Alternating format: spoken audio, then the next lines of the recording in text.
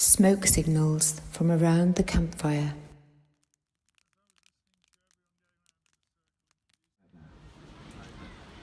But we may be grieving for the orangutan, sacrificed for the sake of palm oil.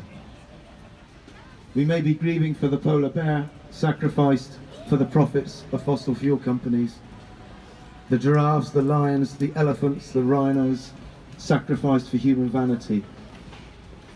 And we're also, I think, grieving a bit for ourselves, for what we have been unable to prevent, and for how that makes us feel, and also for the possibilities which have now been lost. Not only all the beautiful possibilities of those lives, but the possibilities of future life, and the possibilities for our own children. We have to accept that the world is changing, and that the possibilities have been closed down a bit, and that therefore we have to find a way to grieve and to respond.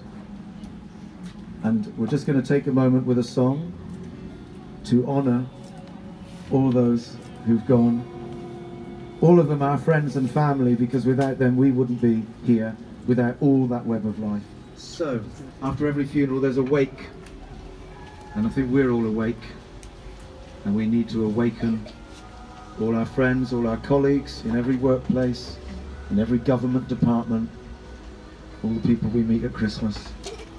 We need to awaken, because we all care. Every human being is the same. Every human being is united by their love of life, their love of other creatures, and their love of each other. And we need to awaken and protect that now. And so what we thought we want to visualize in that coffin is not all the things that we might lose and the things that we've lost that we grieve for, but the things that we need to lose and let go of today in order to make sure that actually we have a great future. Because, you know, they call this the 6th mass extinction. There have been 5 others. And one of the things that that story tells us is that life and the spirit of life, somehow, some miracle, which we all have our own ideas about how, has meant that life has constantly returned, adapted, grown, and created new possibilities. And we don't know what possibilities we might create and what we might be able to restore on this earth if we find the will that every creature before us had, otherwise we wouldn't be here. So what I'd like to put in that coffin, and what I'd like to visualize going away from us in that coffin, is my denial that this is the situation now, and that I have to take responsibility. That there's no pretending that getting rid of plastic straws by 2025, or phasing out palm oil by 2030, or getting electric cars by 2040, or whatever the latest promise is that delays action. There's no denying that we now have to act as if we are in an emergency and we have to respond. And to do that, we let go of our denial and our own delusion, which is comfortable and easy for us. The next thing I'd like to put in that coffin is my fear